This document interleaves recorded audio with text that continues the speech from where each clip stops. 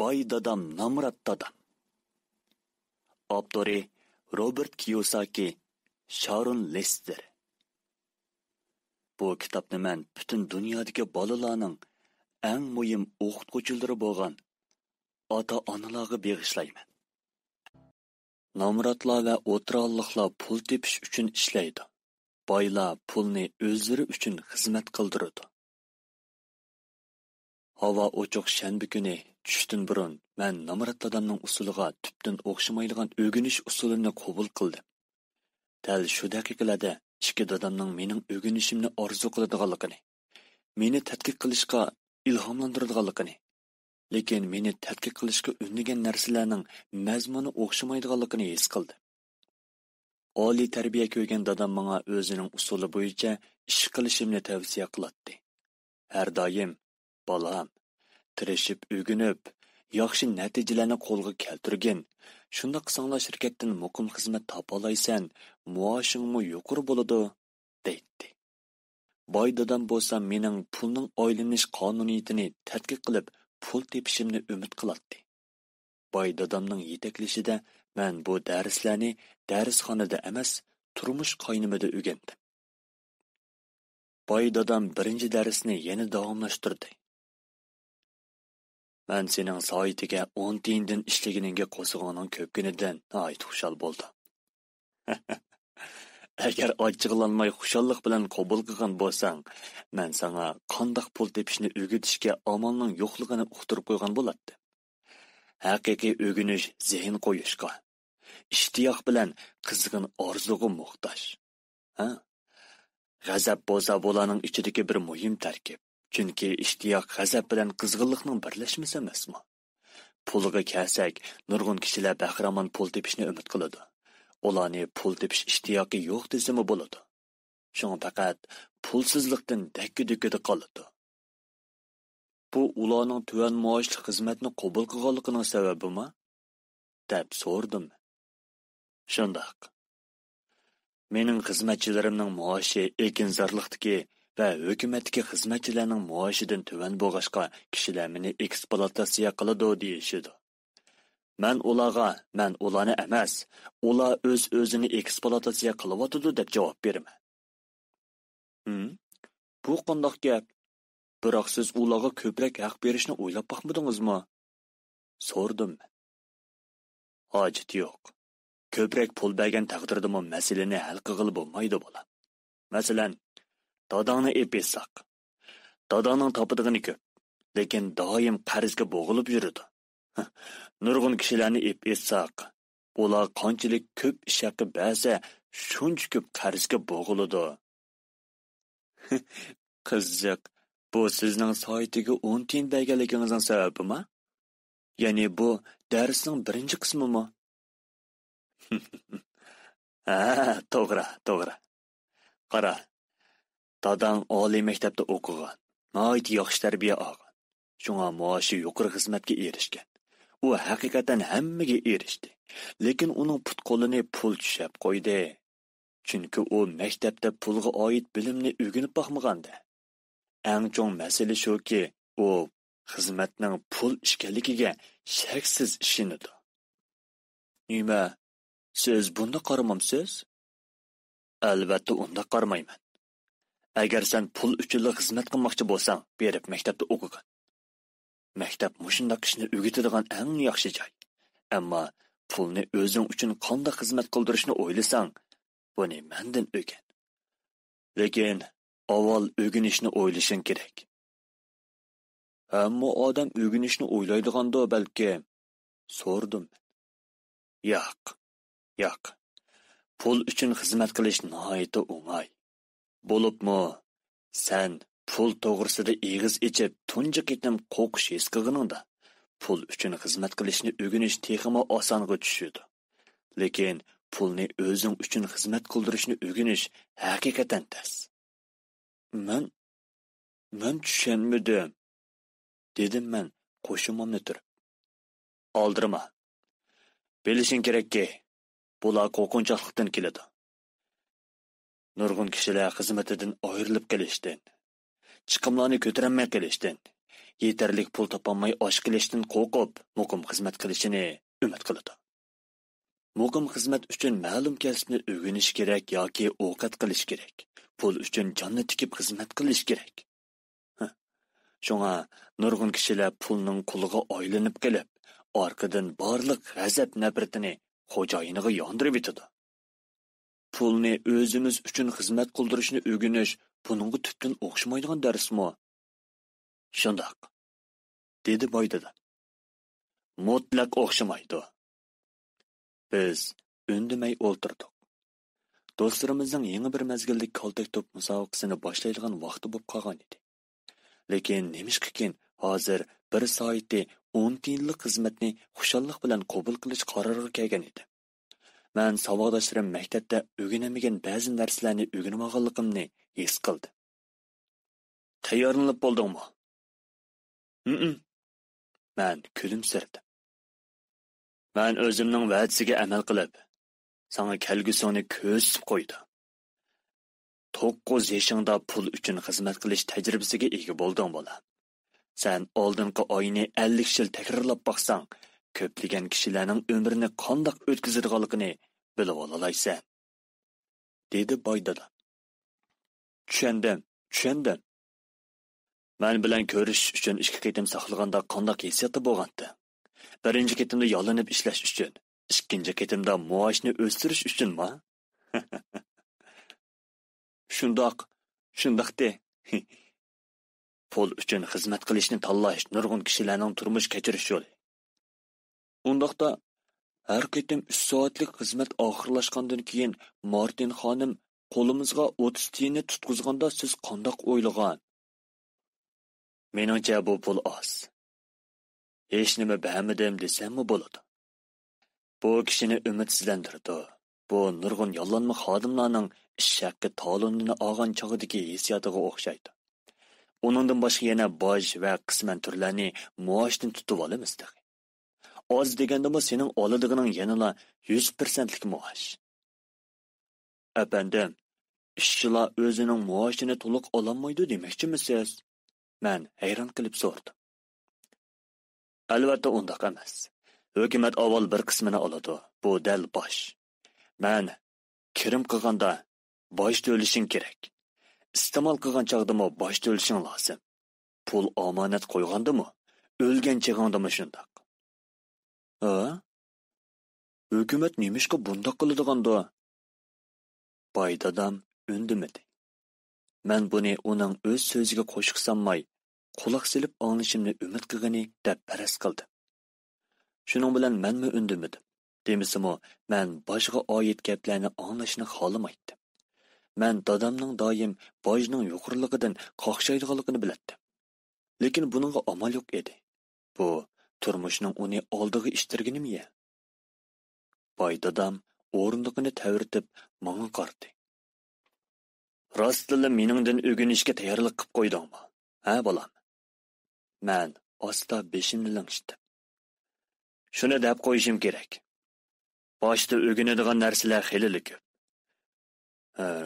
Pulni o'zing uchun qandoq ishlatishni o'rganish nihoyatda uzoq, to'xtamay o'rganadigan jarayon. Balkim bir umr davomlashishi mumkin. Nurg'un kishilar 4 yillik universitet hayotini oxirlashtirgandan keyin o'qish hayoti oxirlashadi. Lekin menga ayonki, men bir umr pul degan bu narsani tadqiq qilaman. Chunki qanchalik cho'nqur tadqiq qilsang biladiganing shuncha ko'p bo'ladi emasmi? Nurg'un kishilar buni tadqiq qilib baxmagan. Ular xizmat qilishni, maosh ilishni, ondan xarjlashni biladi.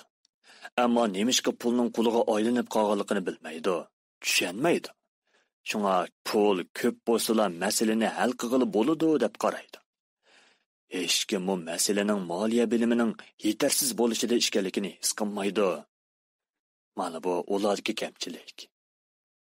Undoq bo'lsa, dadamning moliya bilimini bilmaganlikdan hamisha bojdan qoqshaydi ekanda? So'rdim men gangirgan holda. Bojni tushunish faqatla pulni o'zing uchun qandoq ishlatishning bir tarkibiy qismi. Bu faqat bir tarkibiy qismi. Bugun men sening bu narsani qizg'inlik bilan tushunib beqish o'yinining boyuqligini bilib baxmoqchi. nurg'un kishilarning bundoq istiki yo'q. Ha, bundoq istiki yo'q ularning. Ular faqat maktabda o'qib kasbiy iqtidor egilab, erkin ozoda xizmat qilishni ham pul tepishni o'ylaydi. Kunlarning birida eg'ir moliya masalasiga duch kelib, ho'shini topganda bo'lsa, to'xtamay xizmat qiladi.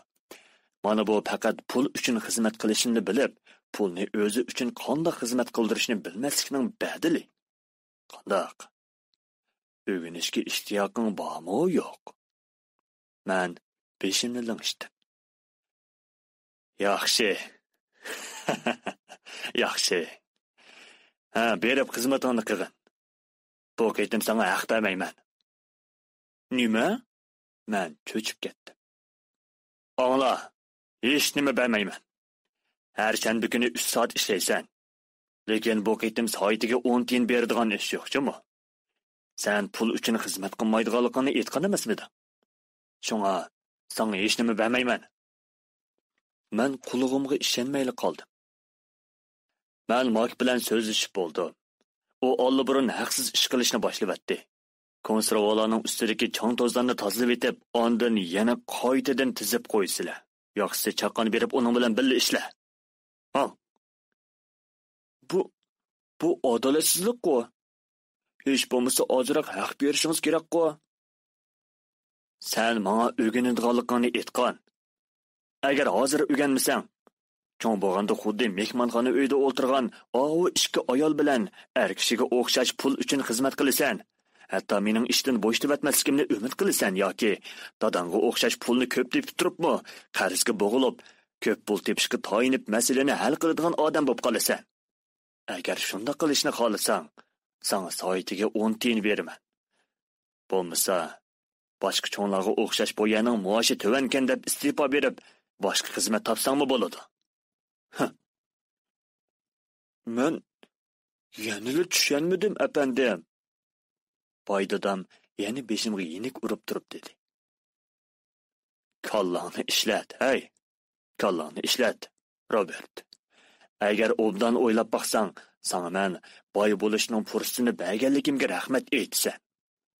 Men joyimda turib qoldim. Bu yangi tuzilgan kelishimnomaga faqatli ishongim kelmadi. Bugun men ish haqimni o'stirib berishni talab qilib kelgan edim. Ammo hozir bekorga ishlaydiganim ayon bo'ldi. Boydadam yana bir qatim beshimga paplab turib dedi. Oldirmay o'ylab baq. Hozir chiqib ishingni ishla. Menga Boydadam Namrat dadam. Avtori Robert Kiyosaki, Sharon Lester. Bu kitobni men butun dunyodagi bolalarning eng muhim o'qituvchilari bo'lgan ota-onalarga bag'ishlayman. Men dadamga haqsiz ishlaydiganimni demadim. Dadam baribir tushunmaydi. Yana kelib men o'zimni tushunmayotgan bu ishni dadamga tushuntirib qo'yg'im yo'q edi. Keyingi 3 haftada Mak ishimiz har shanba 3 soat bekorga ishladik. Endi bu ishdan qayta zerikib o'ltirmadim. Ishning jarayonimi o'ng'aylashib qoldi. Faqatli koltek top musobaqasiga qatnasholmaydigan ham o'smirlar kitobini elishni o'ylamaydigan bo'lib qoldim shu. Boydadam 3-haftaning oxiri tushdi keldi. Biz yuk mashinasining kelgan ovozi va motorning o'shgan ovozini angladik. U do'konga kirib, Martin xonim bilan qizg'in ko'rishdi. Do'konning tijorat ahvolini ko'zdan kechirgandan keyin 2 marjni oldi ham pulni to'layotgandan keyin ikkimizga qo'l ishorat qilib, "Bolalarim. Hay, Mak, Robert. Ha, kelinglar. Berib oynib kelayli," dedi. Biz mashinada cho'ng ko'chadan, ondan yana bir chimliqdan o'tdik. Chimliqda nurg'un kishilar qo'rg'on top o'ynayotdi. Oxiri biz chimliqdan nariroq yerdagi dala tomig'i ustiga kirib o'ltirdik. Boydadam bizga marjnini sundi. "Ahvolinglar qandoq?" Boydadam so'radi. "Noiti yaxshi," dedi Mak. Menmo beshimni lingishdim. "Biror narsa o'rganaldinglarmi?" Mak ikkimiz bir-birimizga qarashib, mo'rimizni qisib, beshimizni chayqadik. "Hayotdagi eng chong qiltaqni yo'qotish" Sizlar hozir hayotinglardagi eng muhim darsni o'rganisizlar. Sizlar cho'qim tafakkur qilishni bilishinglar kerak, dedi boy dadam. Agar bu darsni o'rganib olsanglar, bir umr erkinlikdan va tinchlikdan bahramand bo'la olasizlar. Agar bu darsni o'rganib olmasanglar, Martin xonim va boshqa kishilarga o'xshash kunga qolasizlar.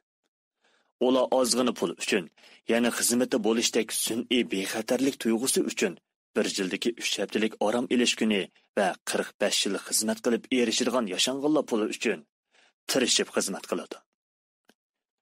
Agar shunday qilishni yaxshi ko'rsang, soatlik ish haqingni 25 tiyinga o'stirib beraman. Lekin ular tirishib xizmat qilayotgan yaxshi kishilarga siz ularni zongli qilyapsiz? deb so'rdim. Boy dadamning chiroyiga kulki yugurdi. Martin xonim, opamga o'xshash ayol. Men uningga hargiz yomon nazarda qaramayman. Yuqorida so'zlaganlarim anglamoqqa ma'nisiz tuyulgan bo'lsa-mu, lekin men imkoniyatning bericha sizlarga ba'zi ishlarni tushuntirib qo'ymoqchiman. Men sizlarning nazar doiranglarni kengaytirib, ba'zi narsalarni o'rganib olishinglarni o'ylayman. Bu narsalarni balog'atga yetgan cho'ng kishilarmi faqat uchratmagan.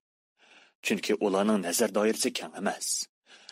Nurg'un kishilar o'zining amaliy qiyinchiligini azaldan his qilib ketmagan. Mak ishkimiz bu gapni tushunamadik.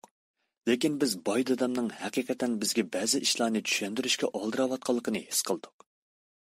Boy dadam kulib turib yana mundaq dedi.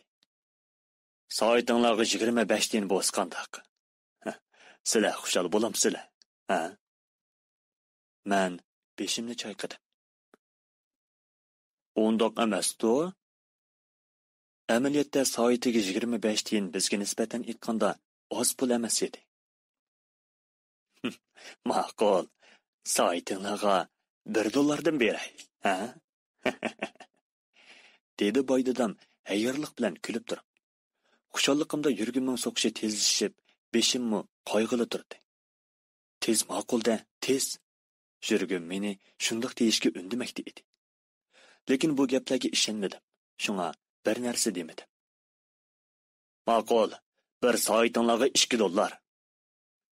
Yuragim yerilib ketayli deb qoldi. Bundaq bo'ladigan bo'lsa, 1956-yildagi soatiga $2 bu haq bizni dunyo bo'yicha eng boy bolalarga aylantirib o'tadi. Men bundaq ko'p pul tepishni o'ylab baxmagan. Men ma'qul deb bu sodini putirish xiyolida bo'ldim. Yangi velosiped, yangi kaltak to'pali, hatto yonchug'imdan pul chiqarganimda savodoshlarimning menga havas bilan qarshiyotganligidek ko'rinishlar ko'z oldimga keldi.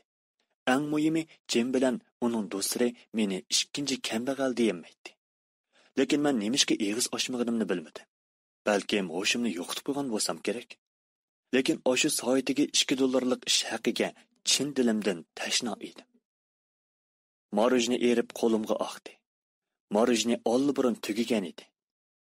Chumililar mazzilik shokoladning lazzatini surmoqda edi. Boy dadam ikkimizga qarab ko'zlarini yo'g'on ochdi. Amaliyotda boy dadam bizni sinayotgan bo'lib, bizning bu sodini bakli qabul qilg'imiz borligini biladi.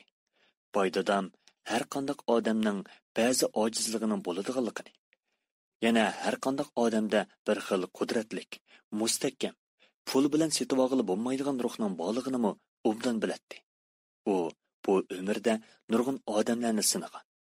Har qitimliq xizmatchi chaqirib sinoq qilishmi bir sinoq hisoblanadi. Ma'qul. Soatinglarga $5. Men o'zimni besib oldim. Vujudimda o'zgarish yuz berdi. Bu baho bak yuqori bo'lib ketdi. Buning bema'nilik ekanligi aniq edi. 1956-yili cho'nglarningmi, hatto bir necha kishiningmi soatlik ish haqi $5 emas edi. Men hoshimni tepib tinchlangandan keyin beshimni burab makka qardim. U menga qardi. Ro'yimdagi ojizlik yo'qab, pul bilan setib olg'ili bo'lmaydigan bir xil kuch ustunlikni egiladi. Pulga kelganda men o'zimni tutib oldim. Makningmi shunda qiladiganligini biladim. Naiti yaxshi, dedi boy dadam salmoqliq bilan. Nurg'un kishilar muoshidan kirim qilishini umid qiladi. Chunki ular qo'rqinchoq ham osh ko'z. avval qo'rqinchliq ustida to'xtalaylik. Pulsizlikdan qo'rqish bizni tirishib xizmat qilishga majburlaydi. Ish haqqini olgan chig'imizda nafsimiz biz o'zimiz xohlagan narsalarni setib olishga undaydi. Shunga bu xil andiza shakllangan. Nima andiza? deb so'rdim men. O'rnidan turish, ishga berish, pul topshirish. Yana o'rnidan turish, yana ishga berish, yana pul topshirish. Ularning turmushi mana shunday oyog'i chiqmaydigan bitmas qo'rqish va oshkuzlikdan iborat mushu ikki xil hissiyotda o'tib ketyapti. Ularga ko'proq pul berilsa, ular shunchalik rasxot ajratib bu ishni yana davomlashtiradi. Mana bu bizning doim deydigan tiyinning to'xtamay tipirlishi degan qoida. Buningga amal bormi dada? deb so'rdim. Ba, lekin buni nihoyatda oz odam biladi. Men sizlarning xizmat qilish va menga ergishib o'rganish jarayonida hal qilish chorasini tepishinglarni umid qilaman. Mana bu sizlarga hech qanday haq bermaganimning sababi. Bir askartishingiz yo'qmi? so'rdim. Biz xizmat qilib bak yerib ketirganmiz. Bo'libmi bekorga ishlagan vaqtimizda. Hay, birinchi bosqichda rost gap qilinglar. Biz yolg'on gap qilmadik, dedim men unlik ovozda. Men sizlarni yolg'on gap qildinglar demadim. Haqiqiy ahvolni aniqlab chiqinglar demoqchiman. Undaqda haqiqiy ahvol degan nima? O'zining tuyg'usiga ishonish. O'zingdan boshqa hech kim sening tuyg'ungni haqiqiy tushunmaydi bolam. Sizningcha bu bog'chidagi kishilar siz uchun xizmat qilayotganlar, yana Martin xonimlarning hammasi bu narsalarni tushunmaydi, shundaqmi? Meningcha shundaq. Ularchi pulsizlikdan qo'rqadi. Pulsizlikning vahimasiga qilishni xohlamaydi. Ular buningga inkos qaytaradi, lekin qolisini ishlatmaydi. Dedi boydadam bizning peshimizga yenik urib qo'yib. Ozroq pul topganda shodlik, nafsoniyat, oshko'zlik ularni kontrol qilib oladi. Ular yana inkos qaytaradi. Yana qolisini ishlatmaydi. Ularning hissiyoti aqldan g'olib kelgan. Shundaqmi? dedi Mak. Haqiqatan shundaq. Ular ishning haqiqiy mohiyatini farqlantirmaydi. Tafakkur qilmaydi. Hissiyotiga beqib ish qiladi. Ular vahimi his qilg'ashqa xizmat qilib vahimini yo'qotish orzusida bo'ladi. Lekin pulning vahimini barbod qilishi mumkin emas. Shunga vahima ularga ergishib yuradi. Yana xizmat qilishga majbur bo'lib, vahimini yo'qotishni orzu qiladi. Lekin yana vahimadan qutulishga chorasiz qoladi. Vahima ularni xizmat qilqiga tushirib qo'ygan. Pul tepish, xizmat. Pul tepish orqali ular bir kuni vahimini yo'qotishni umid qiladi. Har kuni o'rnidan turganda vahimining o'zi bilan birga uyg'onganligini bayqaydi. Mana emasmi? Vahima sanoqsiz kishilarni shirin uyqusidan mahrum qoldirib, tugamas tashvishga soladi. Shunga yana o'rnidan turib xizmatga manganda muoshning bu nokas vahimini yo'q qilib etishini umid qiladi. Shunda qilib pul ularning turmushiga hukmronlik qilib olgan. Ular bo'lsa ishning haqiqiy mohiyatini farqlantirishni rad qilgan. Pul bo'lsa ularning hissiyotini va ruhini kontrol qilib olgan bo'ladi. Boy dadam gapini tugitib undamay o'ltirdi. Mak ishkilan boy dadamizning bu gaplarini angladik. Lekin nima deyotganligini to'liq tushunmadik. Men doim cho'ng kishilarning xizmatga oldirash mang'anligiga qarab ajablanatdim. Bu ishlar menga ahamiyatsiz tuyuladi. Uning ustiga ular qaramoqqa noxush ko'rinadi. Lekin qandoqdir bir narsa ularni to'xtamasdan oldirash ishlashga majburlayotgandek qiladi. Biz bu gaplarning tegiga yetib, asosiy jihatdan degidek tushungandan keyin boy dadam gap boshladi. Men sizlarning bu qildiqni yo'qotishinglarni umid qilaman. Mana bu sizlarga o'rgatmoqchi bo'lganim. Sizlarga boy bo'lishni o'rgatayotganim yo'q. Boy bo'lish bilan Alloh ishdan o'tmaydi. Ishdan o'tmaydi? Men hayron bo'lib so'radim. Shundaq, ishdan o'tmaydi. Sizlarga yana bir xil hissiyot, ya'ni nafs to'g'risida so'zlab beray. Boshqalar uni oshko'zlik deb ataydi. Lekin men nafsi deb ishlatgan bu. Bir narsaning eng yaxshi, eng chiroyli, eng qiziqarli ham kishini hayajonga soladigan bo'lishini qo'g'lashish nihoyatda normal ish. Shunga kishilar hamisha nafsi orzusini amalga oshiraman deb oxirida pul uchun xizmat qiladigan bo'lib qoladi. Ular pulga xushallikni setib olg'ili bo'ladi deb qaraydi. Lekin pulga setib oladigan xushallik nihoyatda qisqa bo'ladi-da. Shunga ular uzun o'tmayla yanama ko'p pul xashlab, yanama uzunroq davomlashadigan xushallikni, yanama ko'p huzurni, yanama ko'p ozodlikni va bexatarlikni setib olishga muhtoj bo'ladi. Shunga ular yana xizmat qilib, pul orqali vahima bilan nafsi tarafidan qiynalayotgan ruhini tinchlantirmoqchi bo'ladi. Amaliyotda bo'lsa pul ularning nafsini qondira olmaydi. Boylami shundoqmi dada? deb so'rdim. Boylami shundoq. Amaliyotda nurg'un kishilar nafsi bilan beyimaydi, balki vahimaning tashvishidan beyidi. Ular pulsizlikning, nomratlikning vahimasini barbod qiladi deb qarab nurg'un pul to'playdi. Lekin vahimaning texmi kuchayib ketganligini bayqaydi-da, puldan ayrilib qolishdan texmi qo'rqadi. Mening xeyli puli bor ba'zi do'stlarim bor. Shundoq bo'lsa-mu ular jinining boricha xizmat qiladi. Necha million puli bor boylarning vahimasi ularning nomratlik vahimasidan ig'ir bo'ladi degan edi. Bu xil vahima ularni ortiqcha aloqsad qilib yetadi. Ro'yidagi ojizlik ularni doim mening uyimdan, mashinamdan, pul menga ota qilgan rohat turmushdan ayrilib qolgim yo'q deb vaqirtib yetadi. Ular hatto pul bo'lmasa do'stlarim meni nima deb qoladi deb ansiraydi. Nurg'un kishilar boy bo'lsa-mu, umidsizlanib, ro'yi kasal bo'lib qoladi. Undaqda nomratlar bir qadar xushalmi? So'rdim men. Men unda qaramayman. Pul to'g'riliq so'zlamaslik, pulga tayinib olishga o'xshash bir xil psixikalik kasal. Bu vaqtda xuddi deyishib qo'ygandek, bozordagi bir tilamchi ustilimizning oldidan o'tib, axlat sandig'ining yonida to'xtab, axlat sandig'ini oqtirishga boshladi. Uchaylan uningga qiziqib qaradik.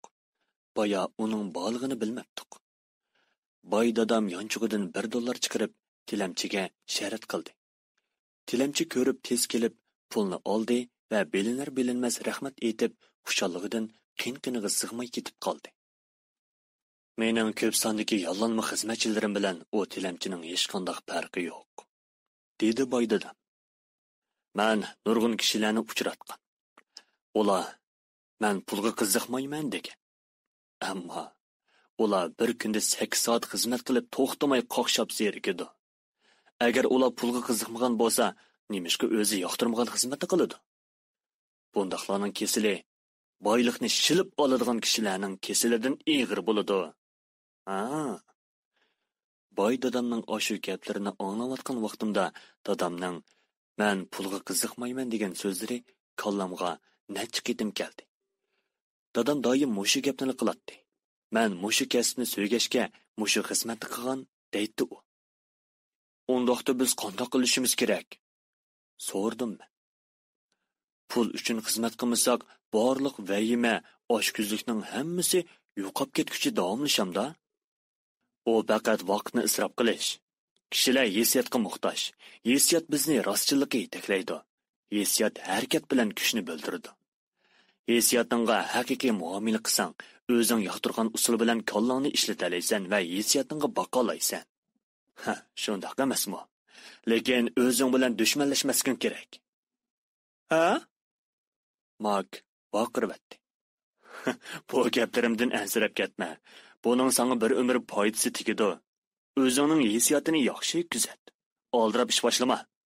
Nurg'un kishilar o'z tafakkuriga hissiyotining olmishib qolganligini bilmaydi. Hissiyot degan hissiyot. Sen cho'qim mustaqil tafakkur qilishni o'rganib olishing kerak. Apandim, bizga bir misol keltirib bera olamsiz? So'rdim men. Ma'qul. Birovning men xizmat tepishim kerak degan gapining o'zila hissiyot tafakkurning o'rniga olmishib qolganligidan derak berishi mumkin. Pulsizlikdan qo'rqish tuyg'usi xizmat izlash o'yini tug'diradi. Lekin kishilar chiqim qilishga to'g'ri kelsa, pulga ehtiyoj bo'ladi-da, dedim men. Haqiqatan shundoq. To'g'ri aytding, Robert. Shunga hissiyot doim tafakkurning o'rniga olmishib turdi deganim shu. Tushunmadim, dedi Mak. Masalan, agar kishilar hashligidek pul bo'lmaslikdan qo'rqsa, darhol xizmat izlaydi. Pul topgandan keyin qo'rqish vahimasi yo'qaydi. Bu qarmoqqa noit to'g'ri. Agar mo'shundoq tushunsak, xizmat uzun vaqtgacha bizning iqtisod masalamizni hal qila olamdi degan savol to'g'risida tafakkur qilib boqmaymiz. Men bo'lsam, hal qilib bo'lmaydi deb javob beraman. İnsanның hayotiga nisbatan shundoq. Xizmat faqat vaqtlik chora bilan uzoq mezgillik masalani bartaraf qilishni sinash. Lekin dadam hamisha maktabda yaxshi natijalarni qo'lga keltirsang, muqim xizmat topa olaysan deydi. Dedim men ozroq anqiramay. Shundoq. Men uning nima demoqchi bo'lganini tushunaman. Nurg'un kishilar boshqalarga shundoq taklif berdi. Nurg'un kishilarga nisbatan aytgandimi, bu haqiqatan yaxshi amal. Ammo kishilar qo'rqinchoqlikdan bu xil taklifni berishidi. Sizningcha dadam qo'rqinchoqligidan shundoq debdi-kanda? Ha. Dadang sening pul topolmay bu jamiyatga moslashamay qolishingdan ansirgan gap. Bu gaplarimni xato tushunib qolma. Dadang seni yaxshi ko'rgashga sen yaxshi bo'lsin degan. Ammo dadangning ansirishimi qoidaga to'g'ri kelmaydi-da. Tarbiya bilan xizmat intoyin muhim. Lekin bular qo'rqish vahimasiga taqobil turolmaydi. Amaliyotda dadang qo'rqqan. Shunga har kunlik xizmat orqali pul topgan. Seningdan ansirab seni ijdoat bilan o'rgansin degan. Undaqda sizningcha qandoq qilish kerak? Dedim men. Sizlarga pul taqsim qilishni o'rgatib qo'yishni o'ylayapman. Lekin bundan qo'rqmanglar. Buni maktabda o'rgatmaydi. Agar o'rganib olmasanglar, pulning quliga aylanib qolishinglar mumkin. Shuni ko'rib bilish tas emaski, boy dadam nazar doiramizni kengaytirishni o'ylaydi. Bu ishlarni Martin xonimmi, boshqa yollanma xizmatchilarmi, dadammi bilmaydi. Boy dadam anlamoqqa noiti ma'nisiz misollarni keltirdi.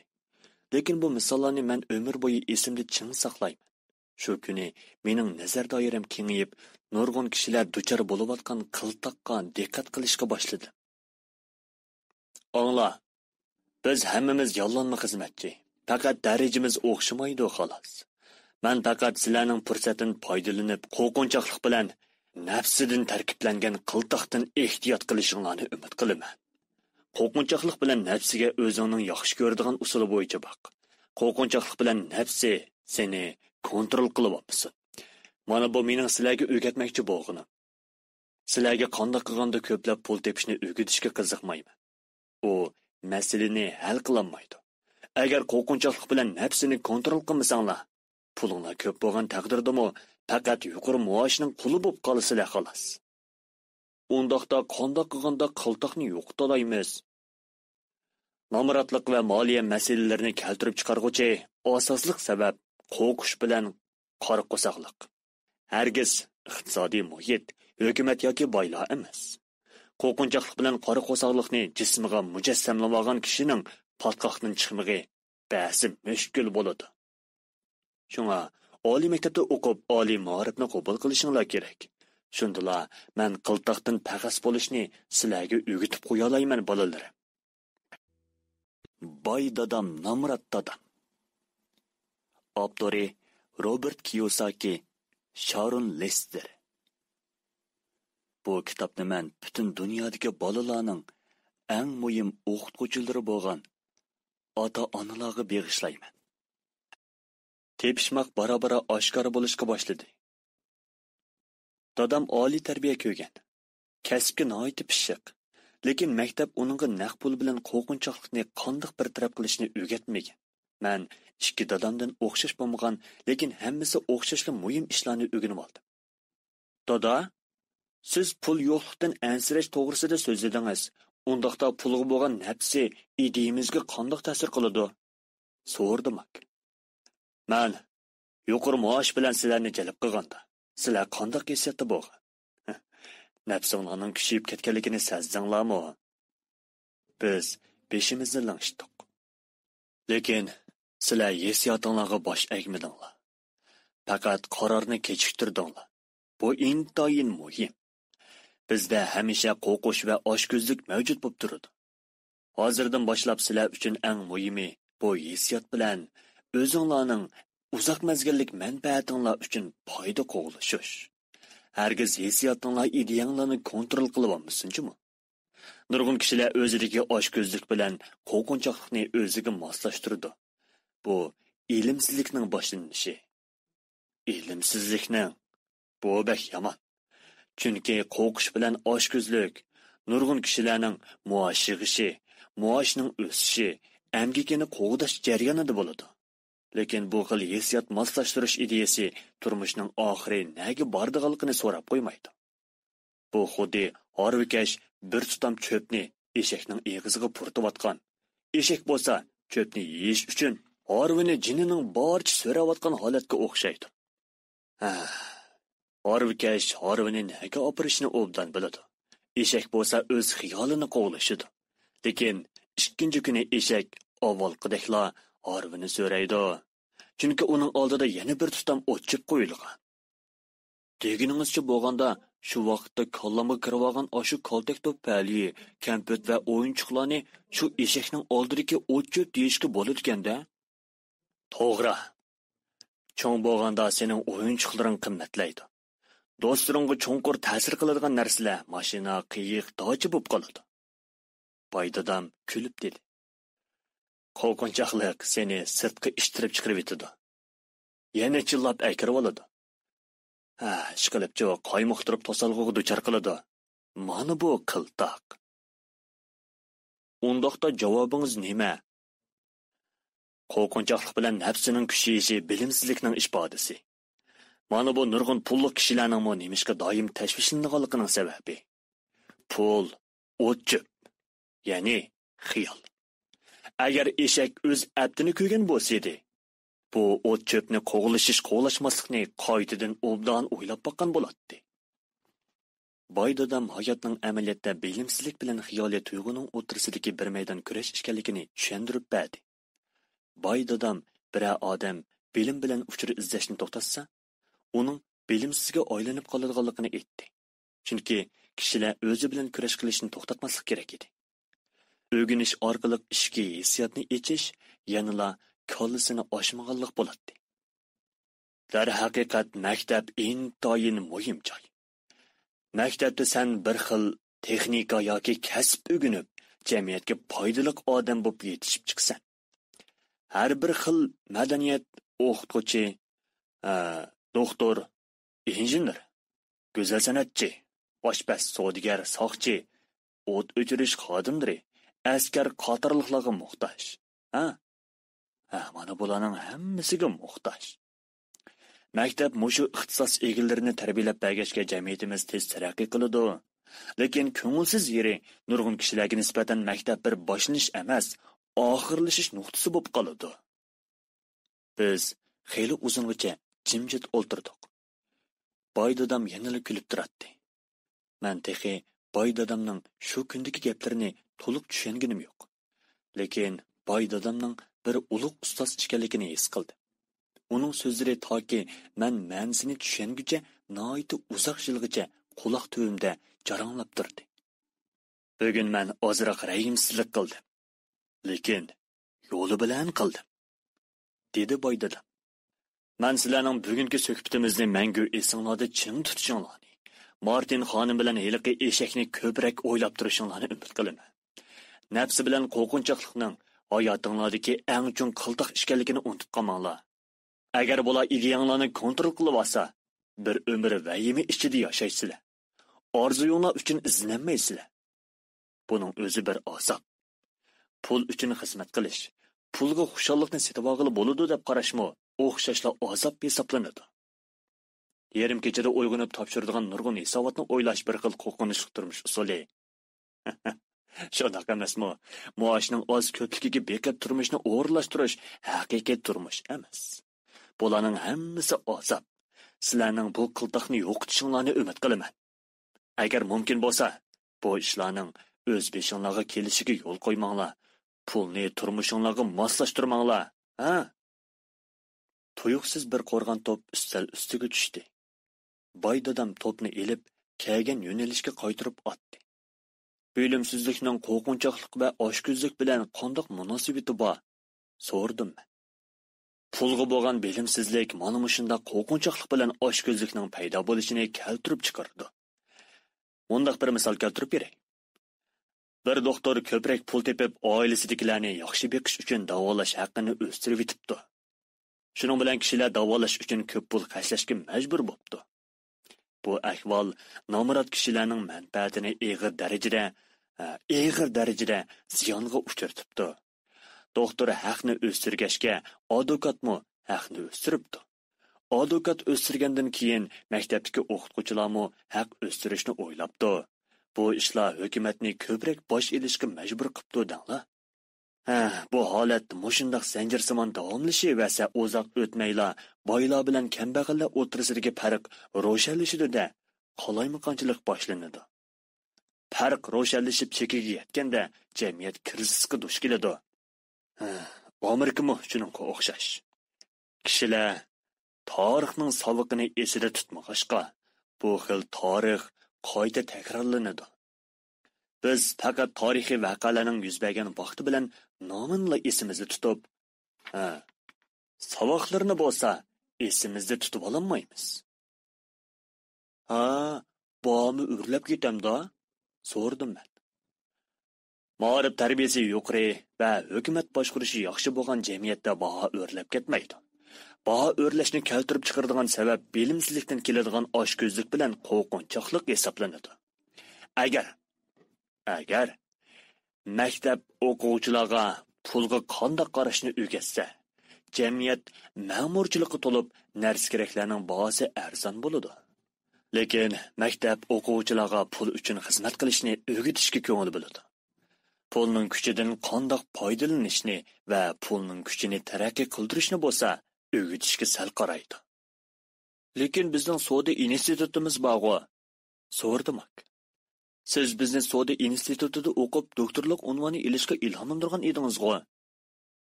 Shundaq, ilhomlantirgan. Lekin bu yetarli emas bola. Savdo institutining aloyidligi hisoblashi to'g'ri ham bahosi arzon hisoblag'ishni yasab chiqqanligida. Ularning qo'lidan cho'ng ishlar kelishi mumkin emas. Ularning hapilishligini faqat son sepirlar. Xizmatchilarni haydab so'zini kasatlashtirish, o'ylaydigani bo'lsa, tanarxni tuvalatib, bahoni o'stirish. Amaliyotda bu ishlar nurg'un masalalarni keltirib chiqardi. Hisoblash intoyin muhim. Men nurg'un kishilarning hisoblashni bilib olishini umid qilaman. Lekin hisoblash hamma ishni bir taraf qilishdan derak bermaydi. Undaqda qanday qilish kerak? So'rdim. Ideyangni hissiyotingga agashtirishni emas, hissiyotingni ideyangga agashtirishni o'rganishing kerak. Ishqinglar, hissiyotinglarni kontrol qilib, haqsiz ishlashga qo'shilganda, sizlarda umid bor ekanligini bildim. Nurg'un pul bilan sizlarni qoymoqtirgan chaqda hissiyotinglarni kontrol qilib, yana bir qitim o'ylanib hissiyotinglarni mayliga qo'yib etmay, o'zinglarni nihoyat yaxshi kontrol qilib oldinglar. Bu birinchi qadam. Bu birinchi qadam nemishqa shunchalik muhim? Buningga o'zing javob top. Agar o'rganmoqchi bo'lsanglar, sizlarni bu davolliq yo'lga boshlayman. Nurg'un kishilar bu yo'lda menishni tanlaydi. Sizlarni ko'plagan kishilar menishdan qo'rqadigan yo'lga boshlab boraman.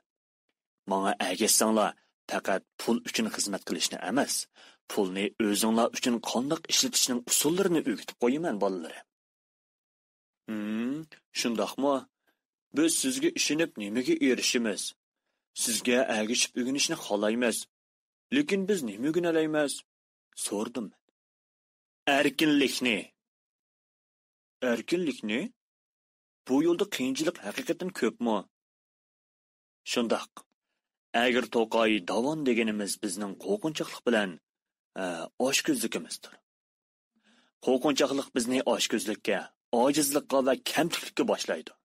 Bu yo'ldan chiqishning amali o'zinglarning ideyasini astoydil muayyanlashtirishdir. Nima? Ideyani muayyanlashtirish? Mak tushunmay so'rdi. Ha, qandoq tafakkur qilishni oydinlashtirish, hissiyotga berilmaslik demoqchiman. Hisobotga pul topshirilmasdan qo'rqib, xizmat bilan masalani bartaraf qilishga urinmaslik kerak. Ko'p vaqt sarf qilib, masalani hal qilaman deyish seningcha yaxshi chorami? Nurg'un kishilar o'ziga ishonib, aynan holatini deyishdan qo'rqidi. Ular qo'rqinchoqlikqa mahkum bo'lgan. Tafakkur qilishga jur'at qilolmaydi. Shunga chiqib xizmat izlaydi. Chunki qo'rqinchoqlik ularni kontrol qilib olgan. Mana bu o'zinglarning ideyasini muayyanlashtiringlar degani. Dada, biz qanday qilib deganingizda qila olamiz? So'rdim. Yaxshi o'g'lim. Buni kelgusida ondan o'gitaman. Hargiz atiyali tomoqdagi qahvani u bo'lta-bo'l ishibla xizmatga yuguradigan chaqmoqdek harakatlanishni emas. Yetti o'lchab bir kesirgan qoidani o'gitaman.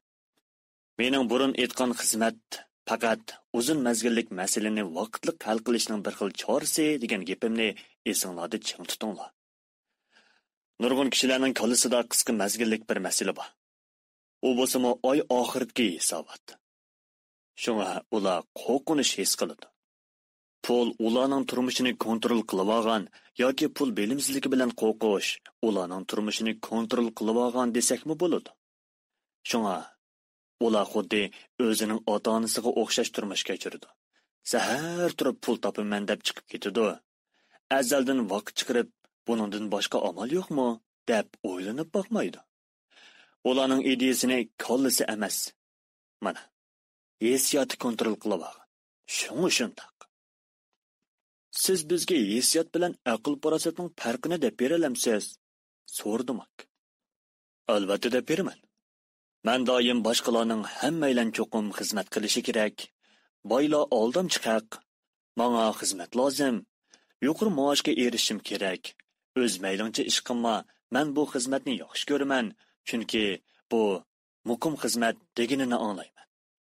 Lekin ularning men nimalardan ayrilib qoldim deganini anglab boqqanim yo'q.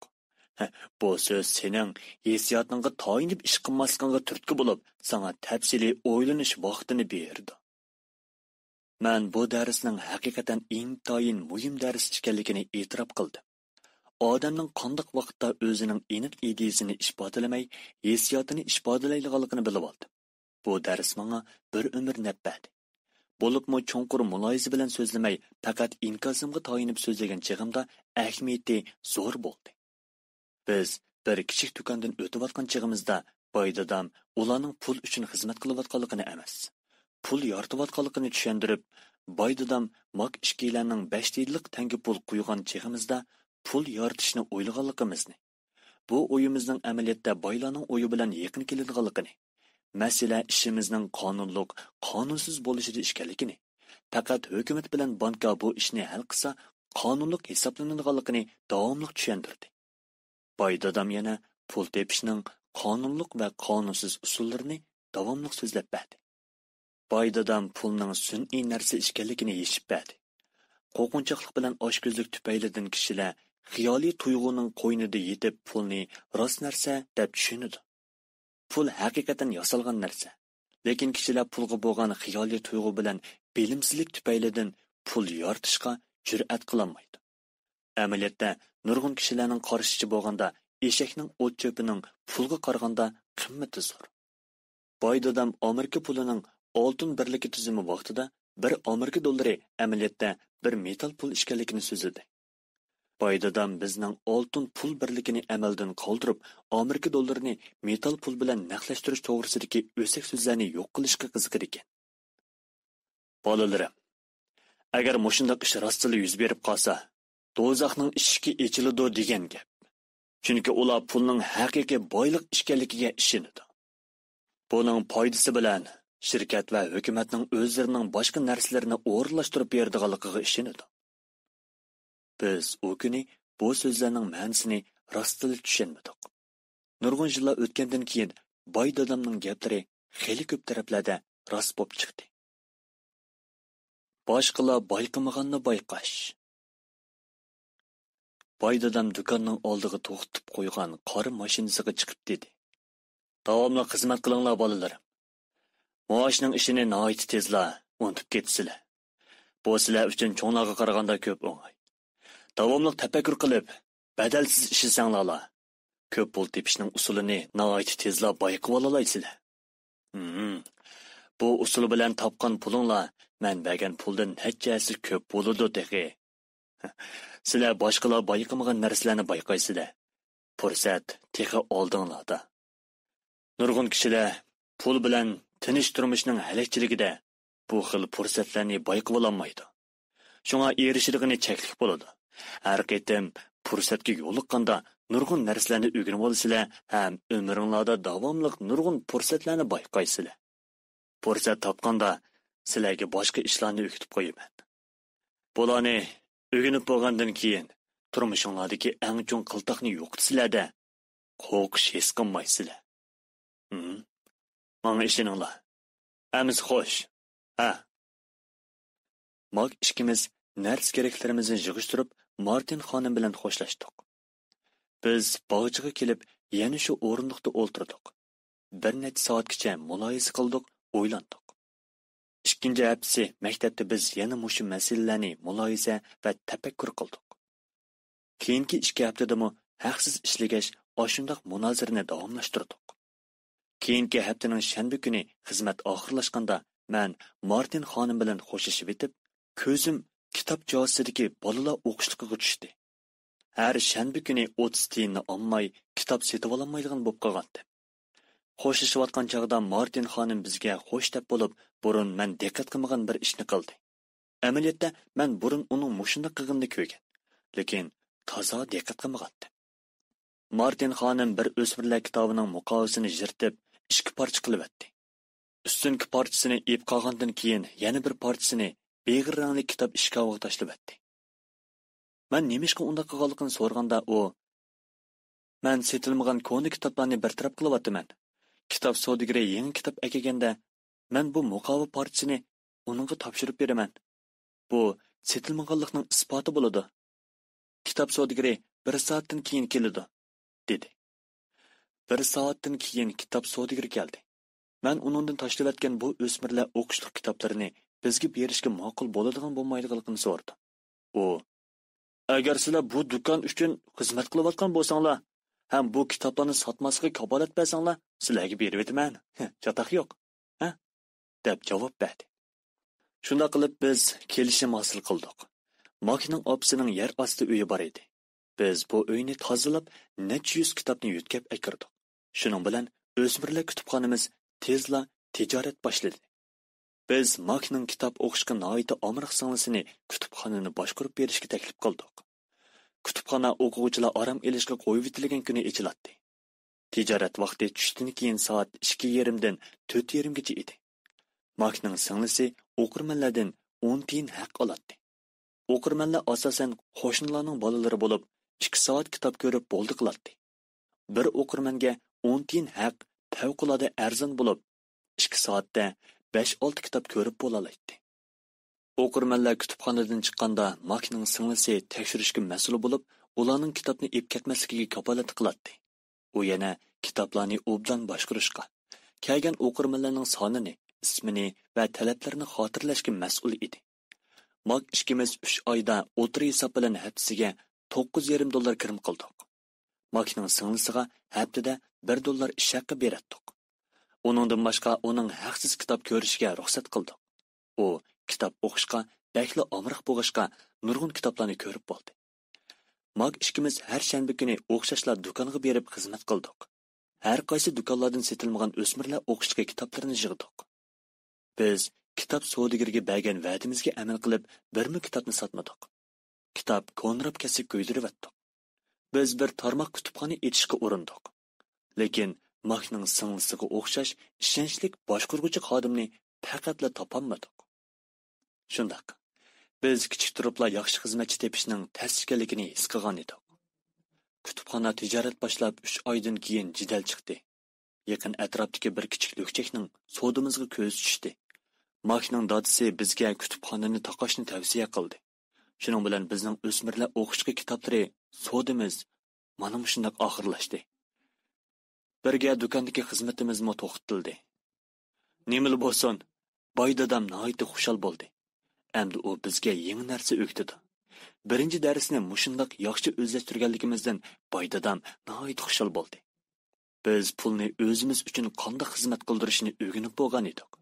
Biz do'kondan ishakka olmag'ashqa o'zimizning tasavvuriga tayinib pul tepish fursati izlashga majbur bo'ldik. Biz dastlabda o'zimiz o'smirlar o'qishga kutubxonasini ochib, o'zimiz pul topdik. Xo'jayiniga tayinib emas, sodimizdan pulga ega bo'ldik. Biz nerda bo'lsak, shu yerda pul tug'di. Pulimiz biz uchun xizmat qiladi. Boy dadam bizga pul bermadi. Lekin puldan qimmatlik nurg'un narsalarni berdi. Boy dadam Namrat dadam. Avtori Robert Kiyosaki, Sharon Lester. Bu kitobni men butun dunyodagi bolalarning eng muhim o'qituvchilari bo'lgan ota-onalarga bag'ishlayman. Nima uchun moliya bilimlarini o'rganish kerak? 1990-yili mening eng yaxshi do'stim Mak dadasining egiligiga varislik qildi, hatto ishni dadasidan yaxshi qildi. Biz golf to'p maydonida har yili 2 qatim uchrashatdik. Ayoli bilan ikkisining mol-mulkining ko'pligidan tasavvur qilish mumkin emas edi. Boy dadamning egiligi yaxshi boshqarilyotdi. Ayni vaqtda boy dadam bizni qanday tarbiyalagan bo'lsa, Makmu o'g'lini egiligiga varislik qildirish uchun shundoq tarbiyalashga boshlagan edi. 1994-yili men 47 yoshimda pensiyaga chiqdim. O chaqda ayolim 37 yoshda edi. Pensiyaga chiqish qig'ildi ish yo'q bo'lishdan derak bermaydi. Faqat o'ylamagan ishlar yuz bermasala, biz xizmatni tanlasaqmi bo'ladi. Bizning mol-mulkimiz pul paxalligini yengib to'xtamasdan ko'paydi. Meningcha, bu moliya erkinligi. Mol-mulk bo'lsalar keyin o'zligidan ko'payadi. Xuddi daraxtning yiltizidek. Sen bu daraxtni jillab parvish qilasan. Oxirda u parvishingga muhtoj bo'lmaydi. O'zi cho'ngaverdi. Daraxtning yiltizi cho'nqurlab xeliyaga borgan. Endi daraxtning soyasidan bahra olishing kerak. Mak dadasining egiligini boshqarishni tanladi. Men bo'lsam pensiyani tanladim. Men kishilarga leksiya so'zlaganda ular mendan biror taklif berishni yoki qanday qilish kerakligini so'raydi. Men qanday ish boshlashim kerak? Bizga tunishtirgudek yaxshi kitob bormi? Bolalarni tarbiyalashda nima qilish kerak? Muvaffaqiyatning siri nada? Qanday qilsam $1 million topa olayman? Bu savollar hamisha meni xeyli burun yozib qo'ygan shu maqolamni esimga soladi. Maqolamning mazmuni tövandikidek edi. Eng boy savdogar. 1923-yili ulug' rahbarlar va eng boy savdogarlar Chicagodagi dengiz sohili mehmonsaroyida yig'in o'tkazdi. Ularning ichida Amerika bo'yicha eng chong mustaqil po'lat temir korxonasining rahbari Charles Schwab, dunyo bo'yicha eng chong ommaviy sanoat shirkatining raisi Samuel Insull, eng chong ko'mir gazi shirkatining rahbari Howard Hobson, xalqaro sarangi shirkatining bosh lideri Eva Krok, Xalqaro hisob bankisining lideri Leo Frazer, Nyu-York guvohlik berish o'rnining raisi Richard Whitney, eng chong ishki poychak mablag' savdogari Arthur Cotten va Jess Livermore, Amerikaning 29-navbatlik so'ntingi Hardinik tashkillagan ishki kabinет a'zosi Albert Focher qatorliqlar bor edi. 25 yildan keyin ularning ichidagi 9 aylan olamdan o'tdi. Schwab 5 yillik qarz hayotini beshidan o'tkazgandan keyin qarzsiz u olamga ketdi. Insull vayron bo'lgandan keyin chet elda vafot bo'ldi. Kirikmo vayron bo'lib, mangulik ko'z yumdi. Hobson bo'lsa sarang bo'lib qoldi. Whitney, Albert Fuqarlar turmaga kirib qolg'ili tos qoldi. Frazer va Livermore vayron bo'lib, o'zini o'ltirib oldi. Men kishilarning ularga zodi nemish bo'lganligi to'g'risida aniq bir narsa deyolmaydiganligidan gumonlanaman. Shu vaqtga nazar solsak, 1923-yil, dal 1929-yildagi bozorning vayronchilik bilan kasod vaqti edi. Bozorning zo'r ko'lamda kasod bo'lishi ularga va ularning turmushiga og'ir darajada zarba berdi. Bu halqliq vaqtda hozirgi vaqtim burunga qaraganda texmi tinchsiz edi. Men kelgusi 25 yilimda og'ir qiyinchilikka yo'liqishim mumkin deb o'yladim. Buni ashu kishilar manga 100 surani turib degan edi. Nurg'un kishilarning o'zining eng qimmatli boyligi tarbiyaga emas pulga ortiqcha diqqat qilayotganligini sezdi. Agar kishilar sezgirrak bo'lsa, kollasini ichib davomli o'rgangan bo'lsa, ular bu o'zgarish ichida kundan kunga beyg'on bo'ladi. Agar pul hammani hal qiladi deb qarasa, turmushi ancha yaxshi o'tmasligi mumkin. Ilm bo'lsa masalani hal qilib, boylik yaratqili bo'ladi. Moliya ilmiga tayinib topgan pul osonlikcha tugamaydi. Nurg'un kishilar turmushdagi mundaq ishni his qilmagan. Gap qanchalik pul tepishda emas, qanchalik pulni saqlab qo'yishda. Biz bir namratning tuyuqsiz mukofotga erishib, uzun o'tmayla yana namrat holatiga qaytib kelganligini anigan. Ular garchi $1 million ga erishgan bo'lsa-mu, nihoyat tezla asli qiyofatiga kelib qoladi. Yana mushiningga o'xshash bir voqea bor. Bir kasbiy tanarkatchi 24 yoshida necha $1 million topgan, lekin 34 yoshida bo'lsa, turg'udek uyi qolmagan. Bugun tushdan burun bu kitobni yozayotgan vaqtimda gazetdan mundaq bir xabarni ko'rdim. Bir basketbol tanarkatchisi 1 yil ilgari necha $1 million egisi ekan. Lekin hozir uning deyishicha, do'stlari, advokati, buxgalteri uning pulini ib ketibdi. O'zi bo'lsa, mashina yuvish punktida tuvan maoshli xizmat qilishga majbur bo'ldi. U shu chaqda 29 yoshda ekan. Mashina surtgan chaqda chempionlik uzukini elib etishni rad qilg'ashqa xizmatdan haydab etilgan. Uning ishi gazetga bisilgan. Basketbol tanarkatchisi mashina yuvish punkti, eg'ir xizmat va boshqalarning haqorati ustidan arz qilgan. Bu uzuk mening birdan-bir mulkim. Uningdan ayrilib qolsam men vayron bo'laman degan. 1997-yili men millioner bo'lay deb qolgan nurg'un kishilarning sarang bo'lib qolgani tas qolganligini bilaman. Bu asrning oxirlashirgan paytimi yiqilishib qoldi. Nurg'un kishilarning baro-baro yeyotganligini ko'ralaydiganligimdan nihoyat xushal bo'lmoqdaman. Mening mushundaq bir so'zni eskartgim kelyotadi. Hayot musofasidan aytganda, muhimi qanchalik pul tepishingizda emas, qanchalik pulni uzun vaqt saqlashingizda. Shunga kishilar mendan, men ishni qayerdan boshlashim kerak yoki qanday qilganda tezroq boy bo'g'ili bo'ladiganligini deb beralamsiz deb so'raganda, ularning mening javobimni anglab umidsizlanishi aniq. Men faqat ularga boy dadamning kichik chig'imda menga degan shu gapini aytdim. Agar sen beyemoqchi bo'lsang, moliya bilimlarini o'rganishga muhtoj bo'lasan. Dadam bilan birga bo'lgan kunlarimizda bu ideyalar boshdan oxir kallamda agib yuradi. Oliy tarbiya ko'rgan dadam kitob o'qishning muhimligini xeyli burun tunib ketgan. Boy dadam bo'lsa, moliya bilimlarini cho'qim egilashni ta'kidlagan desam bo'ladi. Agar o'z jannatingizning sarayini qurmoqchi bo'lsangiz, avval qiladigan ishingiz yerni cho'nqur ko'lab, o'lini puxta selish. Agar shahar sirtiga kichik uy solmoqchi bo'lsangiz, 6 inglizchasi qilinliqdagi semut taqtay bo'lsa kifoya. Nurg'un kishilar tirishib berayotgan vaqtda hamisha 6 inglizchasi qilinliqdagi semut taqtayni ishlatib, jannat sarayi solmoqchi bo'ladi. Bizning maktab sistemimiz dehqonchilik madaniyati davrida maydoniga kelgan. Qisman taraflarda to hozirgacha isloh qilinmagan. Bolalar maktab bitirguncha tuzuk asosiy moliya bilimlarini o'rganmaydi. Bir kunlarda kishilar qarzning sirtmiqiga esilib uxlayolmaganda, Amerikacha xomxiyol qilib, moliya masalasini hal qilishning yo'li tezdan besh ekanligini muayyanlashtirdi. Shunda qilib, palak taqishadigan binoni selish xizmati boshlandi. Garchi ish tez yurishayotgan bo'lsa-mu, lekin biz imperiya binosi sanmay, maymoq munar solamiz. Uyqusiz tunlar yana boshlanadi. Mak ishkimizning cho'ng bo'lgandan keyin ko'p xil tanlash yo'limiz bor bo'ldi. Chunki biz kichikimizdilla mustahkam moliya ilmi asosiga ega bo'lgan edik. Hozir buxgalterlik dunyodagi eng ma'nisiz yoki kishilar eng tushunolmaydigan fan bo'lib qolgan bo'lsa kerak. Agar uzun mezgillik boy bo'lishni o'ylasangiz, u yanada muhim fan hisoblanadi. Qanday qilganda bu ma'nisiz ham tushuniksiz fanni o'rganib, ondan bolalarimizga o'rgatgili bo'ladi?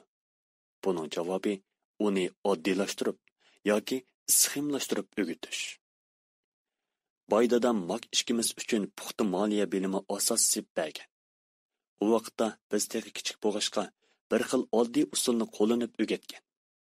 Boy dadam bir necha yil faqat sxema bilan qisman so'zliklarni ishlatgan. Mak ikkimiz bu oddiy sxema atalg'ularni ham sxema va atalg'ularni ishlatib tushundirgan pulning oylanish qonuniyatini tushunib olgan edik. Keyingi bir necha yilda Baydadam sonlarni qo'shib o'g'itishga boshladi. Hozir Mak murakkab, tushunmak tas bo'lgan buxgalterlik analizini egallab bo'ldi. Chunki u bir necha milliardlik shirkatni boshqaradi. Shunga cho'qim bu usullarni bilib olish kerak. Mening uncha murakkab emas. Chunki egilikim nihoyat kichik. Lekin ikkimiz shu oddiy asosning mevalari. Keyingi bir necha betda men sizga Makning dadisi dastlabda biz uchun ijod qilgan sxema bilan o'xshash bo'lgan, o'zaro o'xshaydigan ba'zi sxemalarni o'rgataman. Bu sxemalar oddiy bo'lgani bilan ikkimizning g'oyat boyliqlarni qo'lga keltirishimizga puxta asos seppagan. Birinchi qoida. Siz cho'qim boyliq bilan qarzning farqini tushunib olishingiz hamda imkoniyatingizning boricha mulk setib oladigan bo'lishingiz kerak. Agar beshni o'ylasangiz bu nuqtani cho'qim bilishingiz lozim. Bu birinchi qoida. Shundaqla birdan-bir qoida. Bu anglamaqa intayin oddiy, lekin kishilar bu qoidaning ma'nisining shunchalik teran ekanligini bilmaydi. Nurg'un kishilar mol-mulk bilan qarzning farqini oydinlashtirib olmag'achqa moliya masalasida talash-tortishga qoladi. Boylar mulkka erishadi. Kambag'allar bilan o'tirib burjua sinfi bo'lsa qarzga bo'g'iladi. Ular shuni mulk deb qaragan. Boy dadam ikkimizga bu hukmlarni tushuntirayotganda biz boy dadamni bizni aldayotgan o'xshaydi deb qarabdik. U vaqtda biz 10 yoshga to'shmagan bola edik. Boy bo'lishning sirg'ili quloq solatdik, lekin erishilganimiz mushundaq javob bo'lgandi. Bu javob shundaq oddiy bo'lg'achqa biz amalsizlikdan xeyli ko'p vaqt sarf qilib bu javobni muloyiza qilatdik. Mulk degan nima? deb so'radi Mak. Uning bilan qaring bo'lmasin, dedi boy dadam. Avval boy degan gapimni esingda ching tutsang bo'ldi. Agar sen shu gaplarni tushunib olsang, turmushinglar pilonliq bo'ladi ham moliya masalasining dardiga qolmaysizlar. Bu so'zlarim oddiy bo'lg'achqa kishilar sal qaragan. Demakchi bo'lganingiz, biz mulkning nimaligini tushunishga ham uni qo'lga keltirishga muhtoj bo'lamiz. Ondan boy bo'la olamiz, shundaqmi? So'rdim men. Boy dadam beshni lang'ishtib etdi. Shundaq. Bu shunchilikla oddiy. Oddiy bo'lgandan keyin nimishqa hamma kishilar boy bo'lolmaydi? So'rdim men. Boy dadam kulib qo'yib dedi. Chunki kishilar amaliyotda mulk bilan qarzning farqini tushunmaydi bola. Men yana so'rdim. Cho'nglar nimishqa bundoq ded? Agar bu qoida nihoyat oddiy ham muhim bo'lsa, kishilar nimishqa bo'lani obdan tushunib olmaydi deyman. Boy dadam bir necha minut vaqt sarf qilib bizga mulk va qarzning nimaligini tushuntirib berdi. Cho'ng bo'lgandan keyin boshqa cho'nglarga mulk bilan qarzning nimaligini tushuntirishning intayin tasligini his qildim. Bu nima uchun? Cho'nglar yanama aqlliq bo'lishi kerak-ku. Xeyli ko'p ahvolda bu oddiy ideyani nurg'un kishilar egallab bo'lolmaydi. Chunki ular o'xshash usulda tarbiyalanmagan. Ularni oliy ma'rif tarbiyasi ko'rgan banker, buxgalter, uy mulk savdogari, moliya planlovchi qatorliq mutaxassislar tarbiyalagan. Cho'nglarga o'zining qarashlarini tashlab, kichik bolalarga o'xshash oddiy kallaga ega bo'lishni talab qilish intayin qiyin. Qur'onga yetgan yuqori ma'lumotli kishilar bu oddiy hukmni tadqiq qilishni inovatga sal qarag'anlik deb qaraydi. Boy dadam kes prinsipiga ishonadi. Ya'ni go'dak moliya prinsipi. Shunga boy dadam bizdek ikki kichik bola uchun darsni oddiylashtirib asosimizni puxtalab bergan. Boy dadam Namrat dadam. Avtori Robert Kiyosaki, Sharon Lester. Bu kitobni men butun dunyodagi bolalarning eng muhim o'qituvchilari bo'lgan ota-onalarga bag'ishlayman. Nima uchun hukmining aniq bo'lmasligini keltirib chiqargan yoki nima uchun shundoq oddiy qoidani egillamak tas? Nimishqa qarz mulk oladigan ba'zi kishilar bo'ladi. Buning javobi uning qaysi xildagi ma'rif asosini qabul qilganligida. Biz moliya bilimi degan so'zga qaraganda, bilim degan so'zga bakrak ahamiyat beramiz. Odatdagi bilimlar qandoqdir mulk, qarz degan ma'nolarni bildirmaydi. Amaliyotda agar qaymi qilib qoldim deb o'ylasangiz, lug'at axtirib, mulk bilan qarz degan so'zlarga aloqador tushuntirishlarga qarab beqing. Men yuqoridagi aniqlamalarning pishqan buxgalterga nihoyat tushunishlik, odatga kishilarga bo'lsa nihoyat ahamiyatsiz tuyuladiganligini bilaman. Biz Qur'onga yetganlar o'zimizni qaltis chog'lab, ma'nosini tushunamaganligimizni e'tirof qilgimiz kelmaydi. Boy dadam kichik bolalarga mulkka ta'bir berishda so'z ishlatmay, son ishlatish kerak. Agar son o'qishni bilmasang, mulk topolmaysan, ham mulkni farq qilolmaysan deydi. Boy dadam so'zini davomlashtirib shundoq dedi. Buxgalterlikda halqiliq masala sonda emas. Sonning sana uqtirib beradigan narsalardir. Son so'z emas. Lekin so'zga o'xshaydi. U o'zi sana uqtirmoqchi bo'lgan narsalarni uqtiradi. Nurg'un kishilar kitob o'qiyotganda o'zining nima o'qiyotganligini ancha tushunib ketmaydi. Shunga o'qib tushunish degan gap chiqqan. Ammo kishilarning o'qib tushunish jihatidagi intilishligini ham iqtidori o'xshash bo'lmaydi. Masalan, yaqinda men yangi sin olg'u setib oldim. Sin olg'uga ishlatish tushundirishi qo'shig'liq edi. Men aslida juma kuni kechdiki o'zim yoqtirib ko'radigan televizion nomerlarini singa ilib olishni o'ylagandim.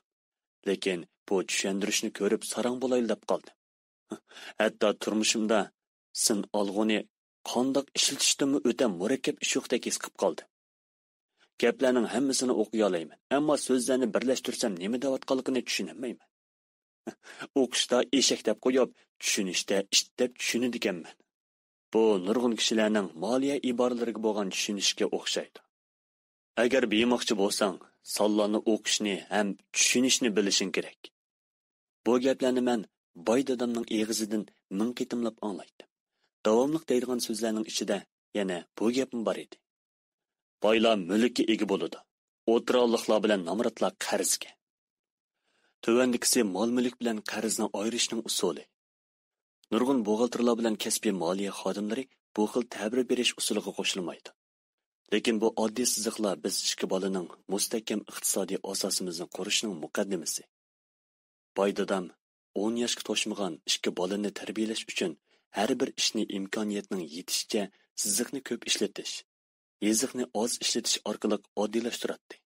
Hatto u xili yillargacha ko'pakni sonlarni izchil ishlatmadi. Ustinkisi kirim jadvali bo'lib, odatda foyda ziyon jadvali deb ataladi. Uning bilan kirim va chiqimni, pulning kirish va chiqishini o'lchigili bo'ladi. Tövendikisi mulk qarz jadvali. Uning bilan mulk va qarzning ahvoli tushuntirildi. Iqtisodni endi o'rganishga boshlagan nurg'un kishilar kirim jadvali bilan mulk qarz jadvali o'rtasidagi munosabatni aniq bilmaydi. Jadvalni tushunishda bu xil munosabat intayin muhim. Nurg'un kishilarning uzun mazgillik moliya qiyinchiligi ichida turib kelayotganligining tub sababi ularning mulk bilan qarzning farqini azaldan tushunmay kelganligida.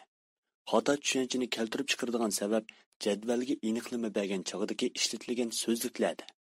Agar siz tushuniksiz narsaning qanday narsa ekanligini tushunmoqchi bo'lsangiz, lug'atdan mulk bilan qarz degan ikki xatni izlab boqsangiz bo'ladi. Albatta, lug'atdagi aniqlovchilar pishqan buxgalterga nisbatan aytganda intayin muhim. Lekin odatdagi kishilar uchun bu xil aniqlovchi bakmu kasblashgan murakkab bo'lib, qo'shib o'qiganda bildiradigan haqiqiy ma'nosini tushunmoqda. Shunga dastlabda deb o'tgandek, boy dadam ikkimizga doim mulk pulni yonchiqinga ib kiradigan narsa deydi. Bu so'z oddiy ham qo'llanishga qulaylik. Hozir sxema orqali mol-mulk bilan qarzga aniqlama beramiz. Bu aniqlamani yeziq bilan tushuntirsam texmi aplik bo'ladi. Mulk pulni yonchiqingizga ib keladigan narsa. Qarz pulni yonchiqingizdan ib ketirgan narsa. Mana bu siz bilishga tegishli hamma narsa. Agar beymoqchi bo'lsangiz butun umringizda to'xtamay mulk setib olsangiz bo'ladi. Agar kambag'al yoki o'tir burjuaziya bo'lgingiz kelsa to'xtamasdan qarz olsangiz bo'ladi. Kishilar mulk bilan qarzning o'tirsidagi farqni bilmagachga doim qarzni mulk o'rnida setib olib, dunyodagi mutlaq ko'p sondagi kishilarning moliya masalasida jon tolishishni keltirib chiqardi. Moliyadagi yeziq bayonlarini tushunmaslik yoki raqamlarning ma'nosini bilmaslik masalaning paydo bo'lishidagi tub sabab. Agar kishilar moliya qiyinchiligiga yo'liqqan bo'lsa, buni son va yeziqlarni tushunmaganlikdan bo'lgan. yoki shu narsalarni xato tushunmaganlikdan bo'lgan deb qarasangiz bo'ladi. Boylar shu moliya masalasida jon talishayotgan kishilarga qaraganda ma'lum jihatda ko'proq bilimga ega bo'lg'achqa boy hisoblanadi. Shunga beshni o'ylasangiz, boyligingizni saqlab qolishingiz, moliya ilmini egilishingiz, yeziq va sonlarni tushunishingiz intayin muhim. Sxemadagi istiralga yo'nalishi naq pulning aylanishi yoki naq pul overtini ko'rsatadi. Sonning bildiradigan ma'nosi yeziqqa o'xshash keng emas. Yeziq bilan sonning bildiradigan mazmuni moliya dokladida sonlar ahvolini bayqash, aylanish yo'nalishini, ya'ni pulning qaysi yo'nalishga qarab oqqanligini bayqash uchun o'qiladi. 80% oiladagilarning moliya dokladi tirishib xizmat qilgan bir manzarani ifodalab berdi. Buning sababi ularning pul topmagani emas, qarz bilan mulksizlikni setib olgani. Masalan, tövandagi sxemada bir namrat kishining yoki uydan sirtqa chiqib boqmagan yoshning naq pulining oylanish yo'nalishi ko'rsatilgan. Sxemaga qaralsin.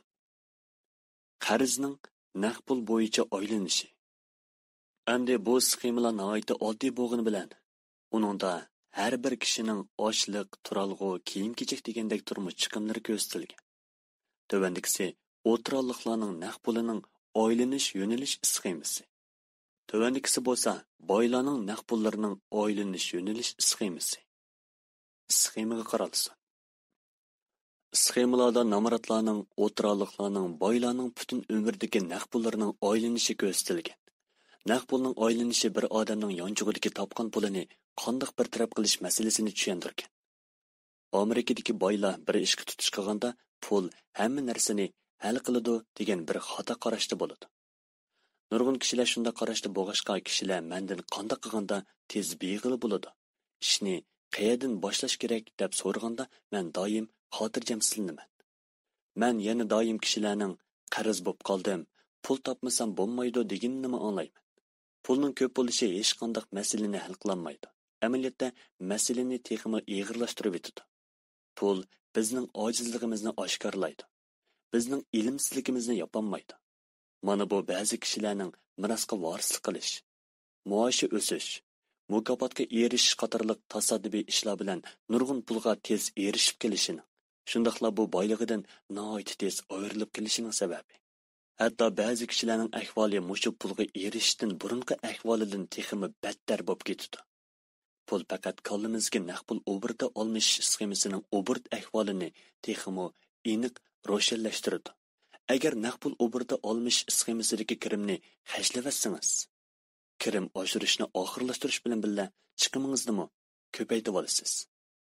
Bu dal pul odamni ahmoq qiladi degan so'zga o'xshaydi.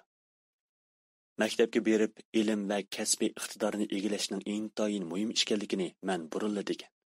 Biz kasbiy iqtidorni ishga silib, kun o'tkazishga muhtoj. 60-yillar mening to'liq o'tirda o'qiyotgan chig'im edi. Agar bir o'quvchi maktabda yaxshi o'qisa, kishilar bu o'quvchi bek aqlliq, kelgusida dongliq doktor bo'la oladi deb qarashatdi. Lekin ular u o'quvchining doktor bo'lg'isi boyuqligini so'rab qo'ymaydi. Doktorlik kasbi shu vaqtdagi eng yaxshi kasb edi. O'quvchilarning saviyasi shuningga qarab o'lchanadi. Bugungi kunda bo'lsa doktorlar sug'urta shirkatining korxonalarini kontrol qilib bilishi, sog'lomlikqa kafolat qilish moddalarining cheklimiga uchrashi, hukumatning aralashishi, arzlarning ko'payib ketishi qatorliq bizmi yuz berishni xohlamagan moliya qiyinchiligiga o'xshashlar duch keldi. Shunga hozirgi bolalar basketbol cho'lpini, tiagvi, disko o'xshash bo'lishni, golf top mayri, kompyuter mayri, kino cho'lpini, to'lg'imi naqshi muzika cho'lpini bo'lishni, soyib jamoatlikqa talinishni yoki xor ko'rchisidagi savdogar bo'lishni umid qiladi. Hargizmi doktor bo'lishni yoki boshqa ishlarni qilishni yoqtirmaydi. Bu ishlarni ota-onalar kasb deb qaramay nom chiqarib pul tepish, shuhrat qo'g'ilshish deb qaraydi. Shunga o'quvchilarni maktabga berib o'qishga ilhomlantirish haqiqatan tez. Bolalar hozir kasbiy jihatdagi muvaffaqiyat bilan o'rganish natijasining mutlaq munosibatsiz ekanligini biladi. Burun ikkisining munosabati yaqin bo'lsa-mu. Shuning bilan bir vaqtda o'quvchilar moliya iqtidorini egallamay, maktabdan chiqib ketgachga, necha 10 mingdan ortiq oliy tarbiya olgan kishilar kasbda muvaffaqiyat qozonishni qo'llashgan bo'lg'ashqa, oxirida o'zining yanada moliya masalasida qiynalayotganligini bayqaydi. Ular tirishib xizmat qiladi, lekin ilgirlash hosil qilolmaydi. Ularning olgan tarbiyasi qandoq pul tepish emas, qandoq pul xarjlash bo'lg'ishqa, bu pul topgandan keyin qandoq qilish kerak deydigan moliya boshqarish masalasini paydo qiladi. Qandoq qilganda boshqalarning qo'lingizdagi pulni ep ketishini to'sig'ili bo'ladi?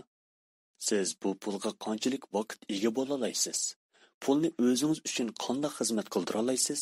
Degandek moliya masalalarini paydo qiladi. Nurg'un kishilar naq pul obordini tushunmagachga, o'zlarining moliya qiyinchiligiga petib qolganligini tushunmaydi. Ular oliy maktabda o'qib, ishlarida g'alaba qozongan bo'lsa-mu, lekin moliya ishlarida savodsiz bo'lishi mumkin. Bu xil kishilar o'zlarining muhtojligi tufayli texmi bakrak tirishib xizmat qiladi. Ular tirishib xizmat qilishi kerakligini biladi, lekin pulni o'zi uchun qanday xizmat qildirishni bilmaydi.